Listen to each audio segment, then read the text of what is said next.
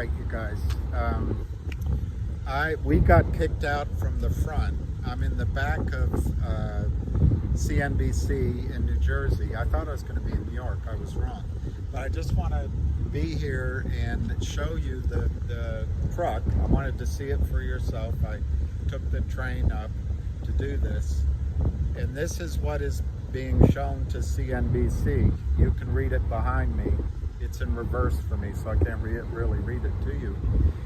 But I encourage, if CNBC sees this video, that this is in the case of Gtii, this is a cartoon situation where one short seller, Kurt Kramer, has shorted 160. Here's they're coming to talk, coming to say don't do anything. I guess they take videos, but there they are, CNBC.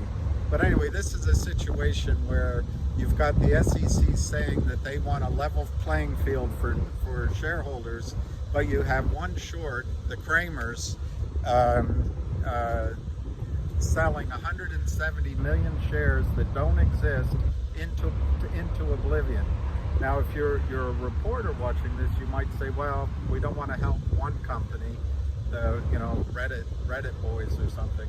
Well, the Kramers have destroyed up to 400 companies. One filing, a lawyer found 400 instances where they created toxic notes. We don't know how many companies, but dozens of companies. All you need to do if you're an NBC reporter, go to your Google, type Kurt, C-U-R-T, Kramer, K-R-A-M-E-R, and I'm just letting this show because something might happen.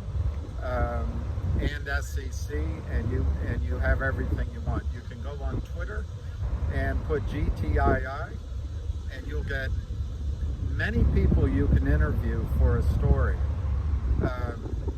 The SEC wants a level playing field. Gary Gensler and the gentleman Gubar, I'm afraid I may have mispronounced his name, but they want a level playing field for retail. You as reporters have a responsibility to report on abuses. In my opinion, you've done a very good job. I think it's Michelle Lee and others on reporting short selling. But I think you need to look at it from the standpoint that the abuse is coming from these, more than just the Kramers, but they're the ones you can most easily focus on.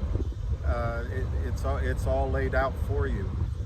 But these guys short companies into oblivion, and this is the American dream. This is what builds companies such as yours. The capital formation markets in the United States of America are being destroyed by the toxic, naked short selling of greedy groups that run afoul of regulation show and the rules that the SEC has in place. I'm going to leave it there because I've run out of things to say. But look at what's going on behind me. All sorts of drama. That's our driver right there talking. All right, here, let's let the video play without me giving you much. This is Finger is also being under attack if CNBC is watching this video. It's a group called Lind Capital, but I'm here for GTII mainly.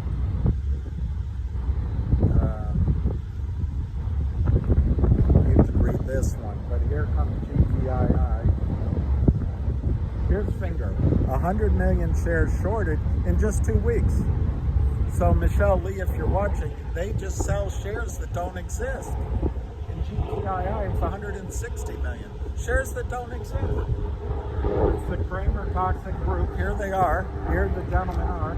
Seth Kramer, Charlie Mayo, Kurt Kramer. This is the RICO group.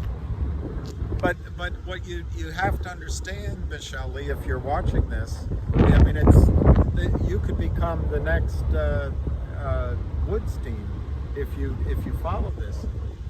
They are selling shares that simply do not exist. In the case of GTII, the available shares in the marketplace are something like 45 million. Even if everyone put those shares for sale last 2 weeks, the Kramers sold 51 million. It's an impossibility. In the case of Finger, the float is 13 million shares.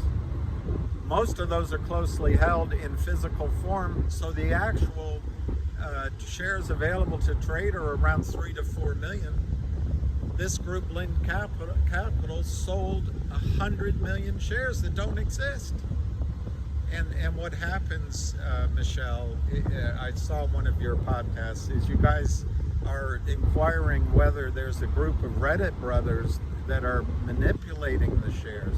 Well, I would argue that people that are shorting shares that don't exist at the close, pre-market, after-market, and doing it in volumes of stock they never intend to deliver, I would argue that that is manipulating the markets, and that's trying to create selling pressure.